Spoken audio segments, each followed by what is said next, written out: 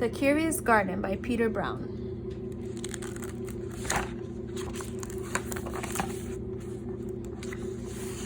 The Curious Garden. There once was a city without gardens or trees or greenery of any kind.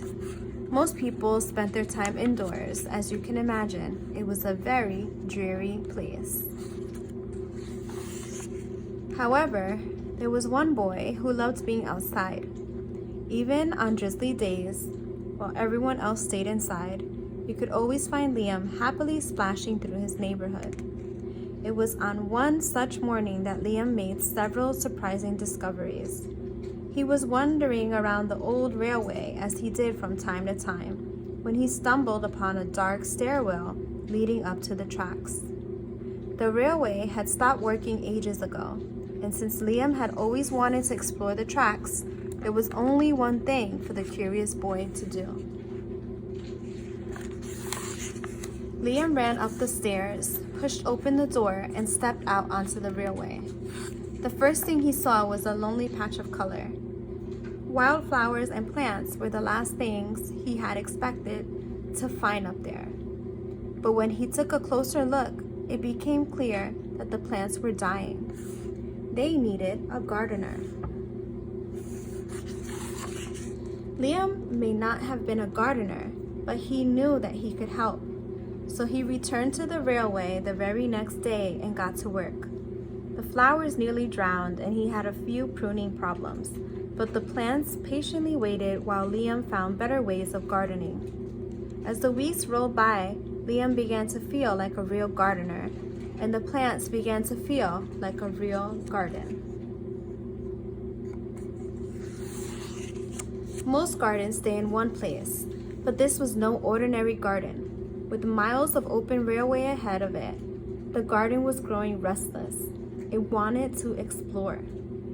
The tough little weeds and mosses were the first to move. They popped up farther and farther down the tracks and were closely followed by the more delicate plants.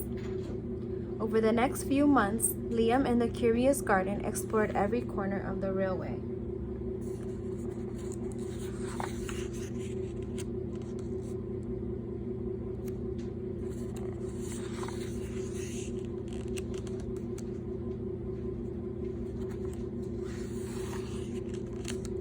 After spending his spring and summer and autumn with the garden, Liam's time on the railway was finally interrupted by winter. Heavy blankets of snow fell on the city that season, and for the first time since he'd become a gardener, Liam could not visit the plants.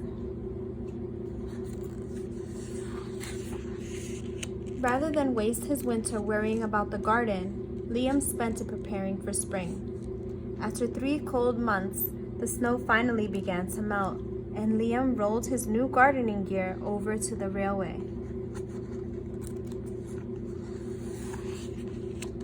Winter had taken a toll on the garden, but thanks to Liam's planning, his handy new tools, and a little help from the sun, the plants soon awoke from their winter sleep.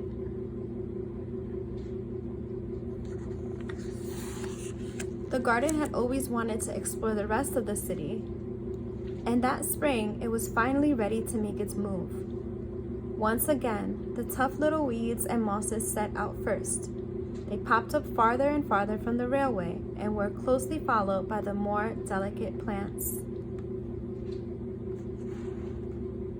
The garden was especially curious about old, forgotten things.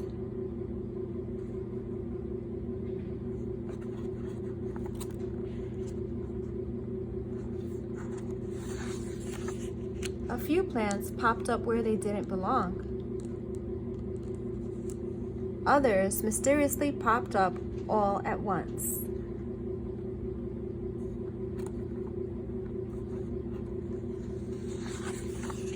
But the most surprising things that popped up were the new gardeners.